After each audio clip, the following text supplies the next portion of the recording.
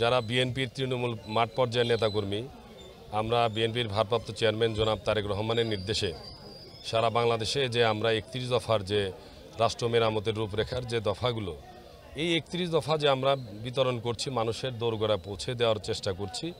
এটির একটি উদ্দেশ্য যে আমরা যদি ক্ষমতায় যেতে পারি, জনগণের ভোটাধিকার যদি নিশ্চিত করতে পারি, যদি বিএনপি ক্ষমতায়ন যেতে পারে, তাহলে অবশ্যই এই যে ৩১ দফা, এই ৩১ দফার মধ্যেই মানুষের যে আশা প্রত্যাশা, যে স্বপ্ন, রাষ্ট্র যে মেরামত হবে, সংস্কারগুলো হবে, এই ৩১ দফার মধ্যে এই যে ছাত্র জনতার যে গণ অভ্যুত্থান, এই যে 16টি বছর যে আমরা আন্দোলন করলাম গণতন্ত্রের জন্যে, এই যে আপনার যে সরকার, অন্তর্বর্তীকালীন সরকার, এই অন্তর্বর্তীকালীন সরকারের যে সংস্কারগুলো, মানুষের যে চাওয়া, এই যে আজকে শ্রমজীবী মানুষের কাছে এসেছি, শ্রমিক মেহনতি মানুষের পাশে আমরা এই লিফলেট বিতরণ করছি, এটির একটি উদ্দেশ্য যে এই ৩১ দফার মধ্যে সকলের অধিকারগুলো এর মধ্যেই কিন্তু চাওয়া আছে।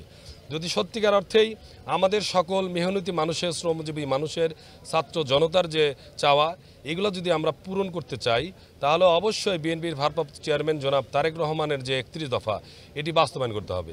আর এটি যদি বাস্তবায়ন করতে চাই, তাহলে আমরা অবশ্যই বিএনপিকে ক্ষমতায় নিতে হবে, ধানের শীষে ভোট দিতে হবে।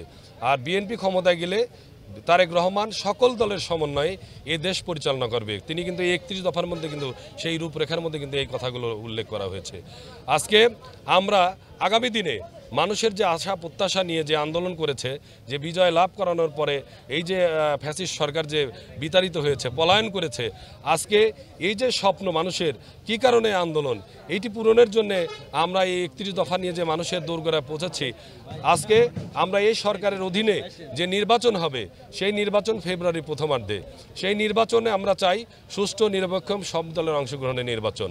এই নির্বাচন যদি সত্যিকার অর্থেই যদি নিরপেক্ষ হয়, আর যদি আমরা যদি ভোট দান সবাই দিতে পারি, ইনশাল্লাহ আমরা আশা প্রকাশ করছি মানুষের কাছে যে এই যে লিফলেট নিয়ে যাচ্ছি, বিএনপির ভারপ্রাপ্ত চেয়ারম্যান তারেক রহমান এবং আমাদের বিএনপির চেয়ারপারসন খালেদা জিয়ার যে আমরা বার্তা পৌঁছে দিচ্ছি, আমরা তাদের কাছ থেকে আমরা ব্যাপক সাড়া পাচ্ছি। তবে এই জন্যে আমি আশা রাখি যে বিএনপির ভারপ্রাপ্ত চেয়ারম্যান জনাব তারেক রহমান যে বলেছেন, সর্বাগ্রে আমাদের প্রথম কাজ হলো ঐক্যবদ্ধ থাকা, ঐক্যের কোনো বিকল্প নাই।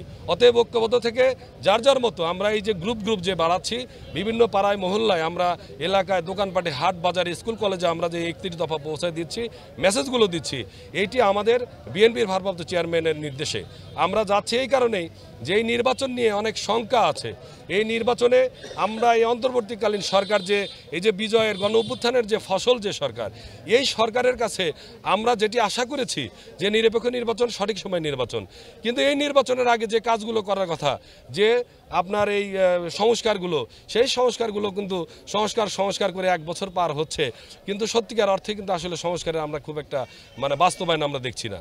আরেকটি কথা, যে যাদের কারণে প্রত্যেকটা মায়ের বুক খালি হয়েছে, সিরাজগঞ্জ সহ সারা বাংলাদেশে যত নেতাকর্মী শহীদ হয়েছে, সাধারণ মানুষ শহীদ হয়েছে, তাদের রক্ত কিন্তু বৃথা যাবে না। কিন্তু এই সরকার, এই যে যারা আসামি রয়েছে, মামলাগুলো আমরা করেছি, তাদের ধরতে যেন কেন গড়িমসি রয়েছে। পুলিশ প্রশাসন, আপনার বিভিন্ন বাহিনী যে রয়েছে, তারা এদেরকে কিন্তু ধরছে না। আমরা জানছি যে এলাকা না থাকলে আরেক এলাকায় রয়েছে, এই জেলায় না থাকলে আরেক জেলায় রয়েছে, ঢাকায় তারা আত্মগোপনে রয়েছে। প্রত্যেকটা জায়গায় কিন্তু আমরা এটি মেসেজ দিচ্ছি প্রশাসনের কাছে, কিন্তু তারা কিন্তু কর্ণপাত করছে না। এখান থেকে আমাদের মনে হয় যে আসলে বিচার আমরা পাবো কিনা, তাদের বিচার হবে কিনা, যাদের হাতে রক্তে রঞ্জিত, তাদের বিচার নিয়ে আমাদের যেরকম শঙ্কা রয়েছে, অস্ত্রগুলো কিন্তু আজ পর্যন্ত উদ্ধার হয়নি। আমরা সেই কারণে এই নির্বাচন নিয়ে আমরা শঙ্কা প্রকাশ করছি। এবং এখনও আমি মনে করছি দেশি বিদেশি একটি চক্রান্ত করছে, ষড়যন্ত্র করছে, যাতে সঠিক সময়ে নির্বাচন না হয়। আমরা চাই জনগণ যে ধারায়, যে পদ্ধতিতে পরিচিত, আমরা সেই যে পদ্ধতি, তত্ত্বাবধায়ক সরকারের অধীনে যে গতানুগতিক যে নির্বাচনগুলো হয়ে আসছে, যে 3টি যে নির্বাচন, বিনা ভোটে নির্বাচন, ভোট ডাকাতি নির্বাচন, দিনের ভোট রাতের নির্বাচন, এই নির্বাচনের জন্য না। আমরা নির্বাচন চেয়েছি গণতান্ত্রিক পন্থায়, মানুষের ভোটাধিকার প্রয়োগের যে তত্ত্বাবধায়ক সরকার, নিরপেক্ষ তত্ত্বাবধায়ক সরকার, সেই সরকারের অধীনে নির্বাচন।